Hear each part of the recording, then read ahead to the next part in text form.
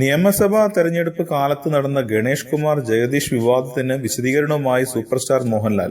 ക്ഷണിക്കാത്തത് കൊണ്ടാണ് ജഗദീഷിന്റെ ഇലക്ഷൻ പ്രചാരണത്തിന് പോകാതിരുന്നതെന്ന് മോഹൻലാൽ പറഞ്ഞു. ഗണേഷ് തന്നെ പ്രചാരണത്തിനായി ക്ഷണിച്ചിരുന്നു. ഒരു സ്ഥലത്ത് പ്രചാരണത്തിന് പോയാൽ മറ്റൊരു സ്ഥലത്തും പോകണമെന്ന ഒരു നിയമവുമില്ലെന്നും മോഹൻലാൽ വ്യക്തമാക്കി. രാഷ്ട്രീയമല്ല, സ്വന്തം ഇഷ്ടമാണ് ഗണേഷിന്റെ പ്രചാരണത്തിന് തന്നെ എത്തിച്ചത്.